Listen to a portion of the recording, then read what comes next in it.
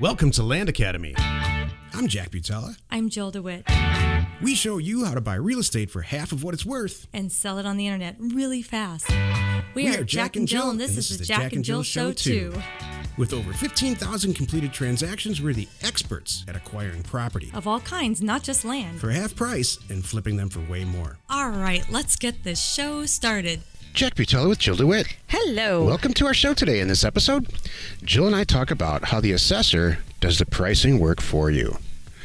Before we get into it, let's take a question posted by one of our members on landacademy.com, the online community. It's free. Cool. Landacademy is soon to be landinvestors.com. Yeah. I can't so wait. For the community. Cool. All right. Michael A. wrote, does anyone have a purchase agreement they'd like to share that's more formal than the one in our program? I'd like to have a more formal agreement between my seller and myself. Should the seller contest the sale sometime in the future? Interesting. I'm looking for a land purchase agreement, something that doesn't have inspection language or other stuff that pertains to houses. So we just do a one-page kind of simple purchase agreement where we sign it, they sign it. We spell out the terms like they're going to pay us via this payment method by X date, and then all the details on the property like the parcel number and the legal description.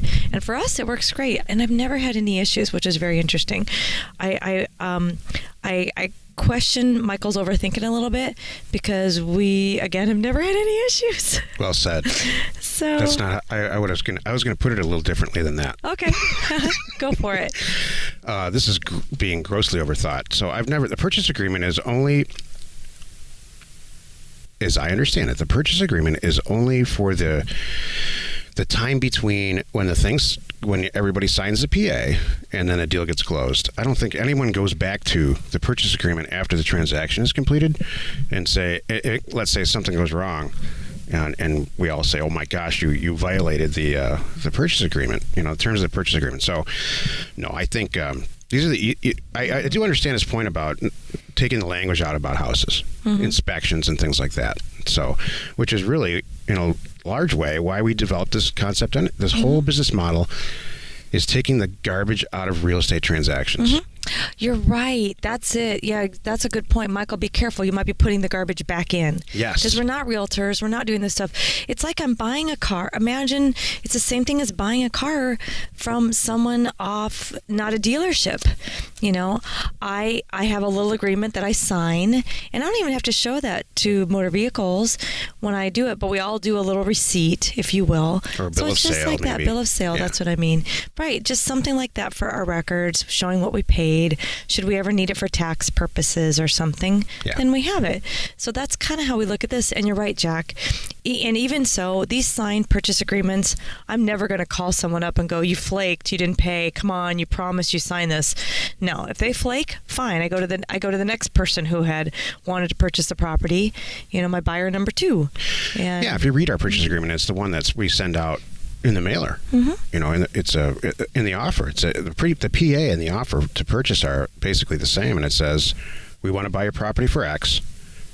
We reserve the right. There's some other stuff in there, but we reserve the right, once you sign it, to terminate the deal for any reason. Let's say we ran out of, we had $25,000 that month for funds, and we ran out. That's any reason.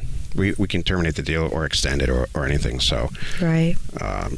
And I don't need to play. A lot of times we don't even use one. I know, that's the thing. I don't need to. If they want to buy it, I'm going to sell it, and here's your deed, and we're all good. I don't need to. You know what? You know what, Michael? I really think you're overthinking it. You don't need to push anybody into it. You don't have to convince them or make them follow through. If they really back out, hey, let them out. Hey, I'll cut to the chase. Here's a 5 or 6 examples of when I would use an agreement and when I wouldn't. Guy calls back. Jill and I are doing a transaction just like this right now. Guy calls back and says, I have 145 properties, and I want to sell them all to you for $300 a lot, $400 a lot. And so we're all jumping up and down. We high-five each other, and then we call the guy back and say, we're going to send you a purchase agreement, and we're going to do this through escrow through a release. Now I'm going to buy the first 20 this month. Next month I'm going to buy another 20 and on until there's no more left. That's a little bit complicated, and you're going to get an escrow agent to probably do the PA for you. So you need one there. Guy calls back and says, you sent me a letter on this piece of property. I sold it a couple months ago, but I do have another infill lot. It's right smack downtown Los Angeles, probably worth a couple $1 million, but I'll sell it to you for $100,000. You need a purchase agreement for that, and you need an escrow agent. Guy calls and he says, I got your letter on your 40,000, the 40-acre property that you'd like to buy in Riverside County, California, and $4,000 sounds great. I'm going to sign this and send it back. Probably don't need a purchase agreement. That's enough. The more that's money that's at stake, and the more complicated the deal. And when I say complicated, I don't necessarily mean bad. I just mean there's a lot more there. You might need a purchase agreement. And it's the reason. A purchase agreement. The reason for a purchase agreement is not to have a fallback document so you can sue somebody. Although if you're from Boston, Michael, that might be your reason. No. We're from out west here. It's not. That's not what it's for. It's just so that everybody's super clear on the terms. Yeah, and that's it for me. It's just like a handshake and a clear on the terms. I'm not going to be a stickler on it, and most of the time I don't do them. So we've sent out offers, and we get a call back, and we just stop talking about it right then and there. They just say, yeah, I got it. I'm in. I said, great. Let me do my homework. I'll get back to you tomorrow. Whatever. We work out the terms. Next thing you know, the notaries come to their house. This is all forgotten. Yeah. It's not even really needed at that point. So, but it was a nice formal thing, and it made them sit up and pay attention. That's the whole reason it's in our offers. I mean, it's a real offer. They sit up and pay attention because they're looking at a legitimate offer that's signed and correct and all spelled out in the details, and then they go do their homework, and we're real. And that's was the result we wanted. Well said, Jill. Thank you. If you have a question or you want to be on the show, reach out to either one of us on landinvestors.com. Today's topic, how the assessor does the pricing work for you. This is the meat of the show. So I came up with this topic, Jill, because, I don't know, about 14 or probably 20 people ask me this every week. How do you price a mailer to make it really, really effective? And it's just a fantastic question. And the short answer is this. It takes a lot of time and practice, the way anything does. You have to, I don't care if you're trying to be a better baseball player. It takes what I call saddle time. And that's what we call it when you're trying to really learn how to race motorcycles or learn how to ride motorcycles. You need a lot of saddle time. The more saddle time you're completed, making tiny little mistakes along the way, the better at it you're going to be. So, but the root of this question that comes up all the time is, man, I found a county. Just like you said, I went through the program. I found a county. I've isolated the little part of the county that I think is going to work great. And I've got my data all set. I know who's going to get letters. I just have to price it properly. And so this is a part of that question, the answer to part of that question. So in every county, Jill, take a little nap if you'd like. I will. Hey, can you... I'll be over here. Can you write Will you just kind of call me when you want me to come back, and I'll just... I know this is... Boy, it's a good thing I brought a book. I heard that little sigh out of her. I don't know if I hope the mic picked it up. Just like that. like when I said you can go to sleep now? Yeah. Oh. Because I know that happens at the end of the day. No, I'm going to have some questions. Keep going. So I hope you have some jokes ready to go.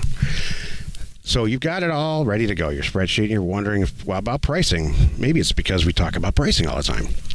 Well, it turns out the assessor does a lot of the work for you. So the assessor's job in life is to assess a piece of property to basically value it for the purpose of sending next year's tax bills. So you could look at two houses, for sake of argument, right next to each other. One's all fallen down, and one's looking really good, and they've got way different assessed values. The assessed value for the one that's fallen down is way higher than the one that's really looking nice. What the heck is that? Well, here's what happens. Things trigger the assessor. The assessor can't possibly look at every single property in the county all the time in real time and have an accurate assessed value. So things trigger when the assessor reassesses a property, the value of a property, so that for tax purposes. I was just going to say that they don't know what's really going on. Sometimes you have to alert them. It's like the assessor's not out driving the areas all the time, making sure, yeah, that looks about right. Yeah, that looks about right. Well, maybe some of them are. I don't think so. So, yeah. Why the heck would a fallen down house be assessed at a higher value than a house that is looking pretty good? Here's why. The one that's fallen down re-triggered a lot of stuff. Here's what triggers an assessor: the sale of a property. That automatically causes the assessor to relook at the value of the property over the previous year. What else? Financing. Okay, let's say it got refinanced, or it got a permit got pulled to put in a new kitchen. All those things that could lead to improved value triggered the assessor to look at it. So the house that's looking pretty good, maybe they bought the property, the people who live there bought the property 50 years ago, paid the mortgage off, redid the whole house, never pulled permits, even legally never pulled permits. They just did work that doesn't require them, like interior remodeling. They didn't move any walls. They didn't really do anything exterior except just keep it up. So that never triggered any type of reassessment value. We bank on that when we send our letters out. So forget about the houses now, because we're in the land business. What ends up happening is property that's more urban, not rural, out in the sticks, more urban, it changes hands more often. Or properties in the immediate area change hands, and it sets off all kinds of bells and whistles to get reassessed. So consequently, there's higher valued property, hopefully accurately, higher valued property in urban areas versus rural areas. So why recreate the wheel? When you look at, you've got that data set that we originally talked about, and you're staring at it in Excel, and you're looking at all the 40-acre properties in some county somewhere, or the 5-acre properties in some county, and there's a wide variance between the assessed values. Some of them are a couple $1 million. Some of them are literally assessed at $600 or $700 or $800. Well, the assessor did all the work for you. The ones that are theoretically higher assessed at a higher value, you want to price at a higher value. Not market value. Never market value. If you want to buy property at market value, you can turn this show off right now. There's this thing called the MLS, and you can go in there and just buy property all day long. Knock yourself out. Pay full price. Have fun. Like the sticker on the car. Yeah. You walk up and you got to play that sticker. That's the price. In fact, add 10% to the sticker. Exactly. I mean, you don't want to upset anybody, right? No, of course not. That's what the sticker's for, right? That's what I thought. So, that's a good... thank you, Jill. You're welcome. Broke this up nicely. Thank you. So, you have to come up with some rhyme or reason about why that $2 million 5-acre property is going to get a higher value from you, a higher offered amount from you, and then the $500 or $600 or $800 or $1,000 assessed value is going to get a lower offer. There's 1,000 ways to do this. We do it all the time, and we do it very well. There are members who take this concept, and they don't ask us specifically how to price it. They don't say, well, what should I put in this cell in Excel? They come up with a scheme themselves, and they are wildly successful. And I do calls on Wednesday with members all the time to review their data or take a look at stuff, and I am constantly, every single Wednesday, amazed at the way that our members come up with good creative ways to assess value property and send out offers. So that's the whole point. Jill, did I make that point clear? No, it's great, yeah. Yeah. The assessor does a lot of the work. I mean, every time this comes up, I've heard Jill explain it like this in some of our live groups and on the Thursday call. You know, McDonald's doesn't make a mistake when they do some research about where they put their locations, so that Burger King and Taco Bell and everybody else doesn't have to do any research. Exactly. They just put it in the immediate vicinity of all the research locations that McDonald's has Don't done. try to reinvent the wheel. Just copy them. It's fine. They just copy their feasibility study. Same deal here. Just copy what the assessor says. Is it always right? No. Right. Is it going to get you a couple of smoking deals, a couple of smoking acquisitions for every 1,500 to 2,000 to 2,500 unit mailer? Yeah. Totally. That's what this is designed to do. We're not here to buy 50% of the mailers that we send out. We can do that on the MLS. Yeah. I was just going to say that. Here's my analogy.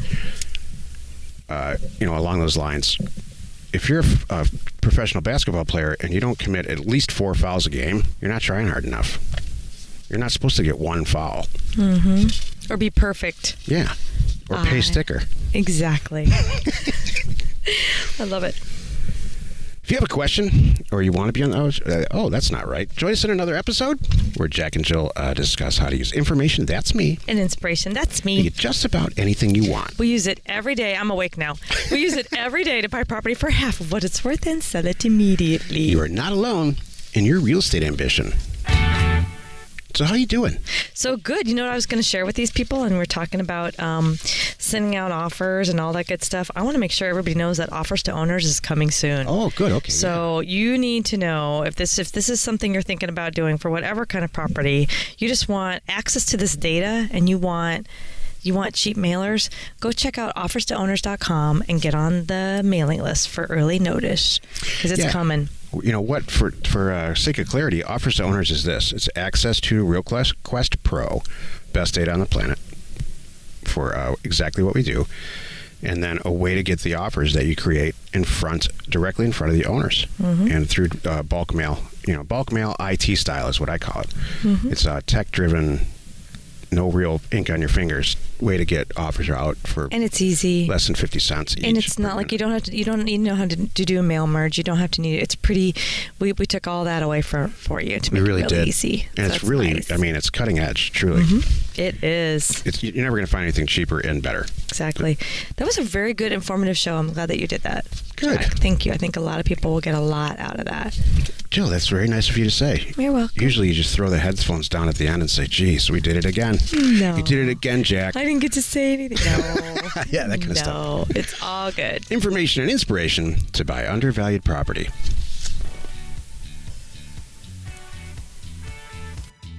We are Jack and Jill, and this was the Cash Flow from Land Show. We're the experts at acquiring property Of all kinds, not just land, for half price just so we can flip it for way more. and really fast. Thanks for listening. You are not alone in your real estate ambition.